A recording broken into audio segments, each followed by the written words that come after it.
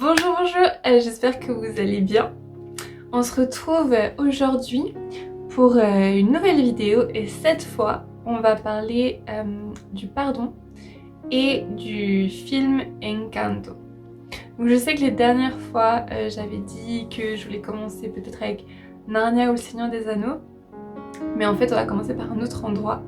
Les autres sont encore en cours de réflexion, tout ça. Mais aujourd'hui on va parler du film Encanto et du pardon en fait.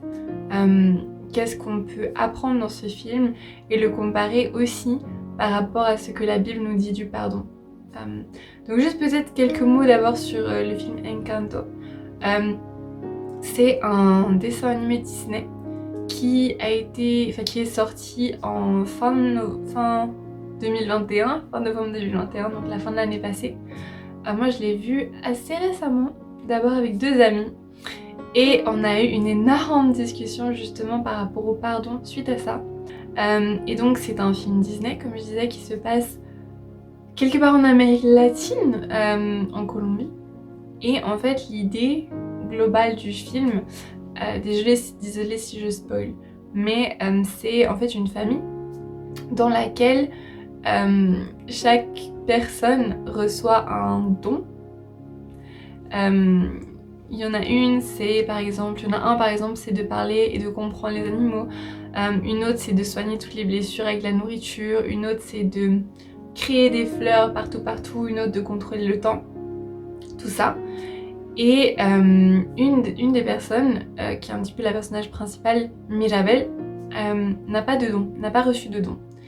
Et de ce fait, elle est mise de côté par la grand-mère qui a reçu une bougie au départ, de là où tout est parti en fait, de là où toute la magie a commencé.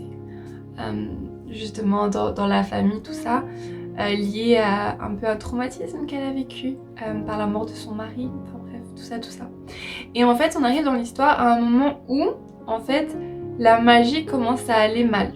Et là, on découvre qu'il y a un personnage de la famille dont c'est interdit de parler, qui a disparu en fait et qui s'appelle Bruno. Et en fait, Bruno avait des visions du futur, des visions de ce qui allait se passer. Et c'était rarement des choses joyeuses en fait. Et Mirabel, elle se rend compte que, ok, la magie est en train de disparaître, la maison est en train de se fissurer de partout. Qu'est-ce qui se passe? Et elle veut du coup aller découvrir la source de tout ça et puis garder la magie en fait, réparer ça et faire que la famille tienne debout, que le don continue de se propager dans la famille, etc. Donc ça c'est un petit peu le contexte global sur Encanto.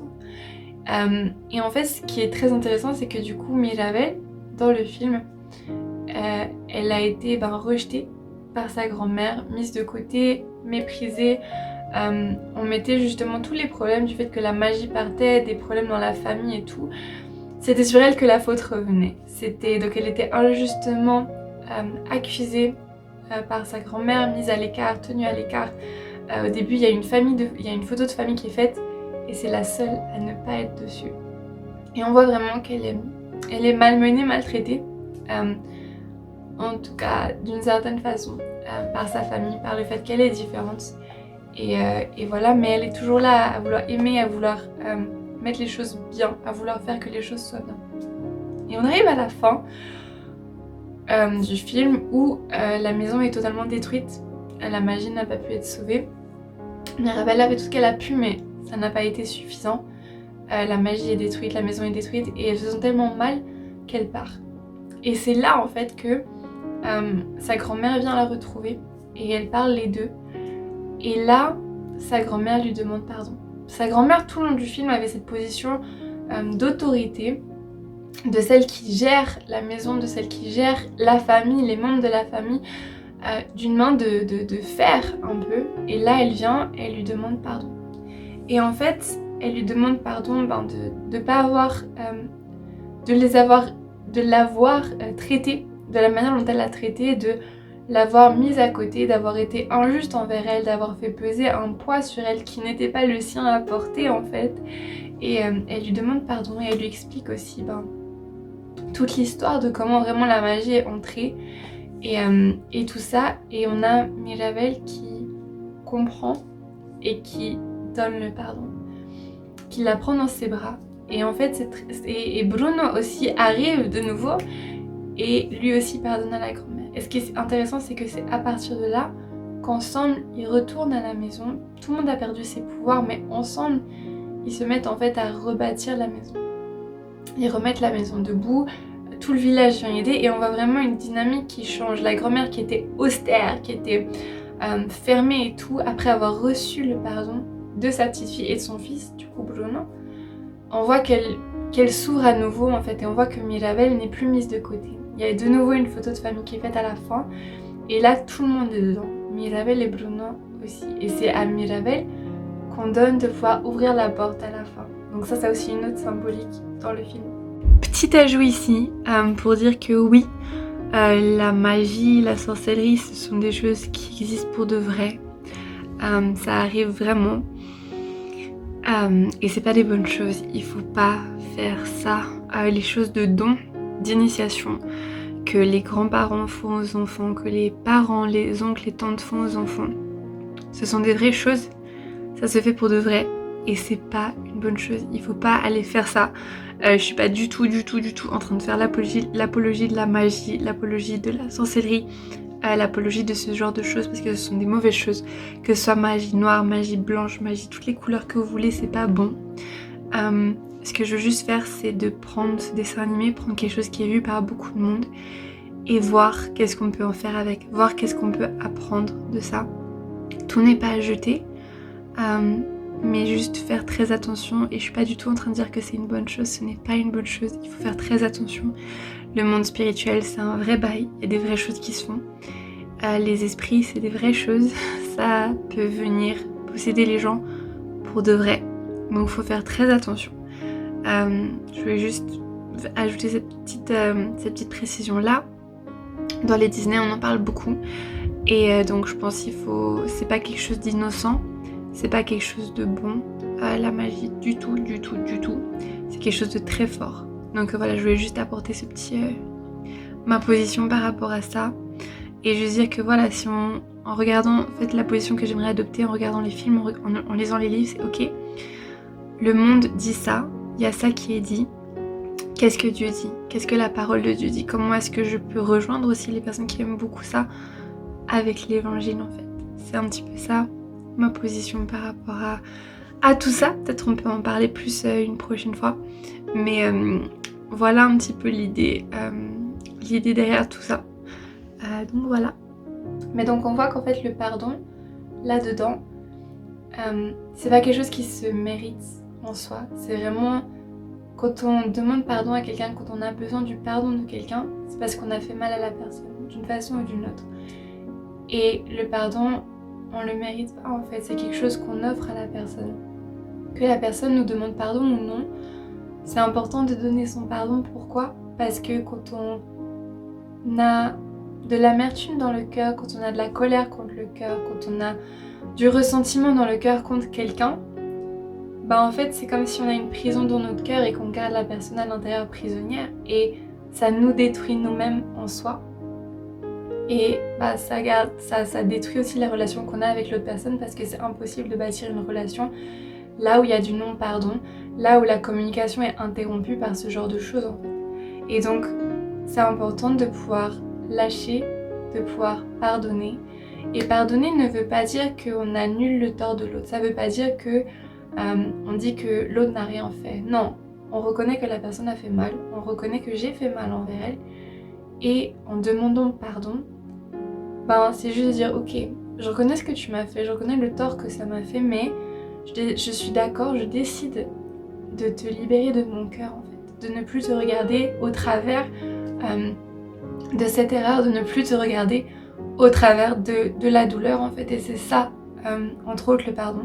On va aller voir aussi ce que la Bible dit du pardon parce que c'est un thème qui revient extrêmement souvent dans la Bible en fait, à de très nombreuses reprises. Le pardon de Dieu envers nous et le pardon des uns envers les autres. Donc le premier qu'on va aller lire, c'est une parole de Jésus quand les disciples demandent à Jésus apprends-nous comment prier. Jésus leur dit voici comment prier. Et là il leur donne le modèle du Notre Père. Donc on va aller dans Matthieu un des évangiles, le premier des évangiles, au chapitre 6, et on va lire le verset 12 qui nous dit ceci. « Pardonne-nous nos torts envers toi, comme nous aussi nous pardonnons les torts des autres envers nous. » Et on a vraiment cette idée que, Seigneur, pardonne-nous, Dieu, pardonne-nous, comme nous aussi on se pardonne les uns les autres.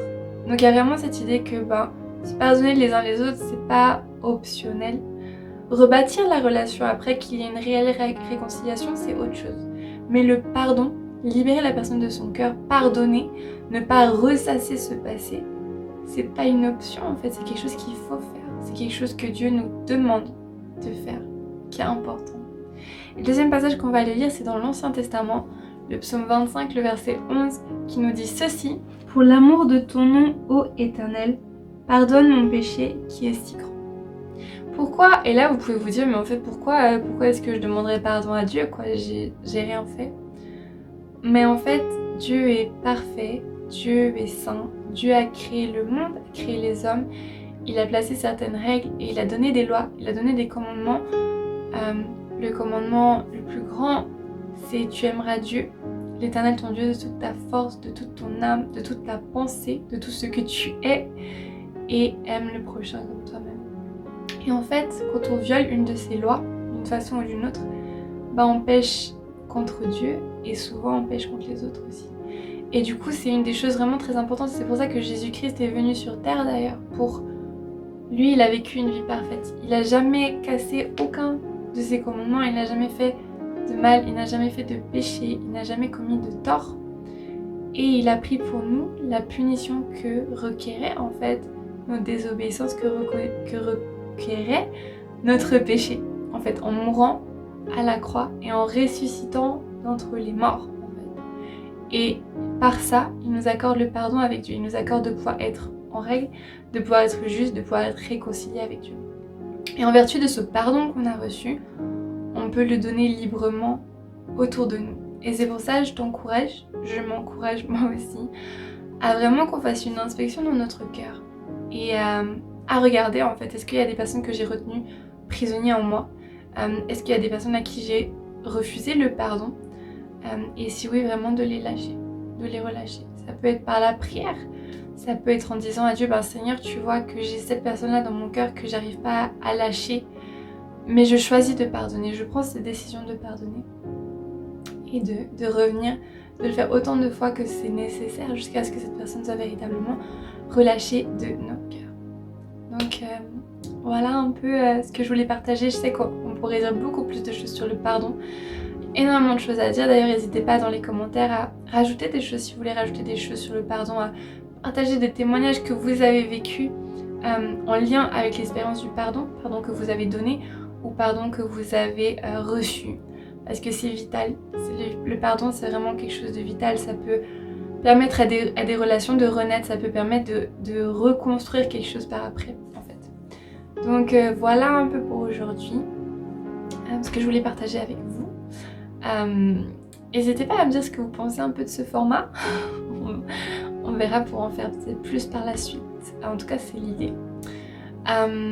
Du coup voilà, moi je vous souhaite une belle journée. N'hésitez pas de nouveau à aimer cette vidéo, à partager autour de vous, à quelqu'un à qui ça pourrait faire du bien, à quelqu'un que ça pourrait intéresser.